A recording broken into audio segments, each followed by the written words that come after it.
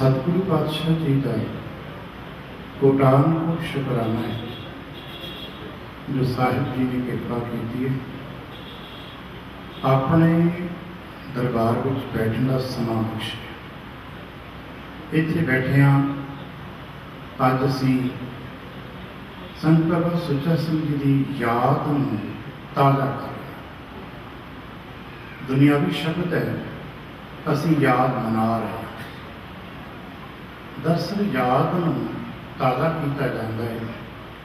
साढ़े जो शब्द है आम जियां को चेता आ गया, याद आ गई, पर की याद कितने भुलती भी है? याद कितों आती है? जिवें अज असीं इत्थे बैठे हाँ तो कहा जाता है असीं बाबा जी की याद मना रहे हैं। समागम में देखिया हाज़री भरियां मेरे पुराने जी आते जाते हैं तो कहेंगे बाबा जी की याद ताज़ा हो गई। दरअसल एक मनोविज्ञानिक पक्ष है जिहड़ी साडी मनोवृत्ति नूं प्रकट करता है। कुछ गल्लां हुंदियां ने उत्थे सदा ही रहिंदियां ने, पर उन्हां नूं प्रकट किया जाता है। जिहड़े बाणी दे धर्म चिंतन प्रवेश करते हैं इस गल नूं मनदे ने कि गुरु भी प्रगट होंदे ने। जे साडी पुराणियां साखियां च कहा जाता है कि भगत तपस्या करता सी, कई साल तप करदे करदे अचानक देवता प्रकट हो गया। पर साखियां पौराणिक साखियां दसती आ रही, पर की ऐसा गुरमत दर्शन में भी प्रकट होता है? दरअसल इसमें समझना हो अपने मनोविज्ञान में जुड़ सकीए। सामने दियां दो चीज़ां जब एक दूजे के सामने आउंदियां ने तो उन्हां दे अपने एक दूजे प्रति मूल तत्व प्रकट होने लग पैंदे। इस गल नूं समझना हो जिवें असीं एक सुभावक ते साधारण जी हाँ, बाजार विच विचरदे हैं, बाजार चों विचर के घर जाने हैं, घर दरवाजा खोलता एक बजुर्ग पिता, साढ़े चों कौन प्रकट होएगा? पुत्र। वही दरवाजा अगर पुत्र ने खोल दिता है तो साढ़े चों पिता प्रकट हो जाएगा। व्यक्ति वही रहेगा, पर सामने वाले की जो डिमांड है उसके मुताबिक साढ़े अंदरों तत्व प्रकटेगा। अगर सामने भरा ने दरवाजा खोले तो भरा प्रकट हो जाएगा, कोई मित्र ने खोले तो मित्र प्रकट हो जाएगा, और कितने कोई ऐसा व्यक्ति आ गया जिसमें पसंद नहीं करता तो दुश्मन प्रकट हो जाएगा। वही व्यक्ति जो कुछ भी नहीं सी पहला उसके अंदर कुछ प्रकट हो जाता है। ठीक इसी तरह गुरु परमेश्वर के जो पक्ष ने कितों आना नहीं उन्हें, कितों जाना नहीं उन्होंने। गुरु करता के बाबत असीं कहते हैं तो घट घट मैं हर गुरु बसा है, असीं नित पढ़ते हैं, साढ़े अंदर है, पर प्रगट नहीं होए क्योंकि असीं कदे उस लैवल ते सन्मुख ही नहीं होए कि साढ़े अंदरों गुरु प्रगट हो सके। प्रगट होने वास्ते वो डिमांड जरूरी है। साहित्यिक शब्दावली कहा जाता है प्रगट किया जाता है, और बाणी पढ़ने वाले को पता होगा। एक ऐसी तुक बाणी पढ़ने वाले जानते हैं कि पुत्र ने पिता को प्रगट कर दिया। शब्दावली है पूत पिता एक जाया, पुत्र ने पिता को जन्म दिता है। दुनियावी ढंग ना गलत है, पर मन रूपी पुत्र ने गुरु रूपी परमेश्वर रूपी पिता को प्रकट कर दिया। पर कदों? जदों उस लैवल से सन्मुख हो गए। बस असी भी किसी इस तरह गुरु के सन्मुख हो गए तो गुरु प्रकट हो जाएगा। सन्मुख ना हो सके तो गुरु प्रकट नहीं होएगा।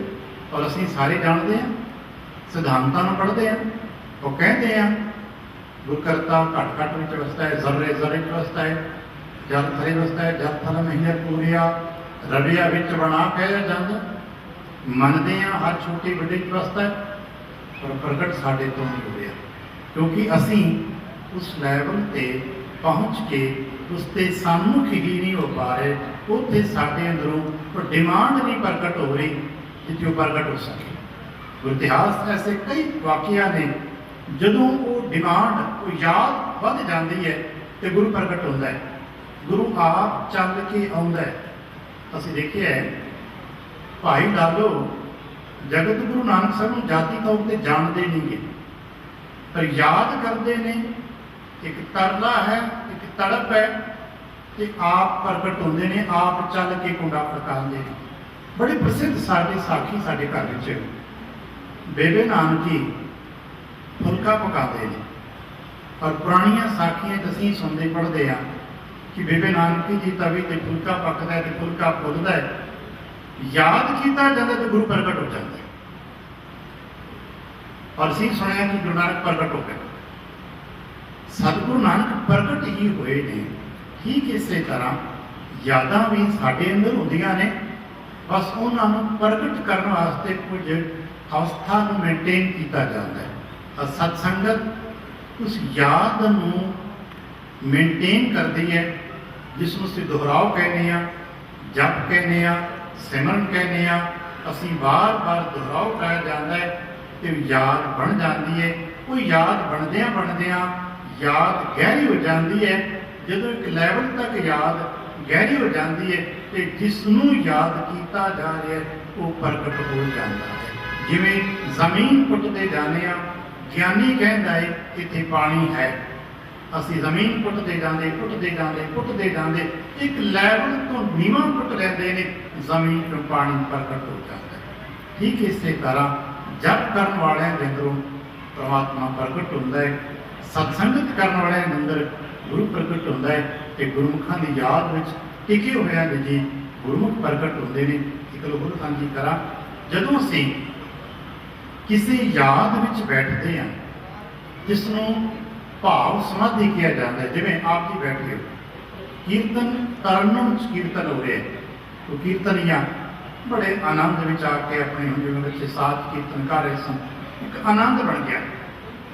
उस अवस्था को जिन्होंने माणिया वो भाव समाधि होती है। भाव साढ़े कोल होंदा है, साधन इत्थों मिल गए, असीं समाधि दे विच जा सकते हैं। ये साधन नहीं मिलिया, भाव साढ़े कोल है, तो साड़ी साधना की समाधि बनती है, जिथे असीं सच आनंद का अनुभव प्राप्त कर सकते हैं। इत्थे बैठिया इन्हां माहौलों टिकिया जदों इस तरह के साधन बनते हैं, समागम बनते हैं, तो साढ़े आम जियां के हिरदे च याद आती है। दरअसल वो याद प्रगट हो जाती है, वो किते गए नहीं, ना किते आना है उन्होंने, ना कितों जाना है उन्होंने। क्योंकि असीं बाणी पढ़ते हैं एक अवस्था से पहुंचा हुआ गुरमुख जन्म तो मृत्यु के चक्कर तो बाहर हो जाता है। जदों जन्म तो मृत्यु के चक्कर तो बाहर हो गए, वो मुक्त है, आनंदित है, वो है गुरमुख शब्दावली उसनूं हजूरी किया जाता है। किते असीं उसनूं मान सकीए, हजूरी के लैवल पर पहुँच सकीए, फिर असीं कह सकते हैं मैं जिथे भी तेन याद करदा है तू उत्थे हाज़र हो जाना ठाकुर, जां सिमरा तू ताही जिथे भी याद करता है उत्थे प्रगट हो जाए। फिर इस हजूरी को मनने वास्ते असीं उत्थे पहुँच सकीए। सत्संगतां बनदियां ने, गुरु किरपा करन असीं सत्संगत इस मुकाम पर पहुँच उस हजूरी के लैवल में मेनटेन किया जा सके, ताकि असीं भी उत्थे पहुँच सकीए जिथे जाके प्रगटावे होंदे ने, अनुभव प्रगट होंदे ने, ते प्यार की तरंग अगली छड़दी है। गुरु किरपा करन ये सारियां नूं वो अवस्था प्राप्त होवे जिथे याद गहरी हो जाती है, याद विच स्वरूप प्रगट होता है, तो सत चित आनंद बनता है। इन्हां सत्संगतां विचों वो टिकाऊ बन सके, उसदे वास्ते सत्संगत स्थान ते टेक है नाम दी जो हुणे कीर्तन दस्या गया सी, मैं अमृत की टेक तेरा नाम अनकारा, नाम वो टोहनी है जिहदे सहारे खड़े होके, जिसके सहारे टिक के सत्संगत विच असां याद करना है, याद करते रहे कि वो प्रगट हो जाएगा, क्योंकि वो सिमरन स्वरूप हो जाते हैं। गुरु किरपा कर असीं सारे इस अवस्था को मान सकीए।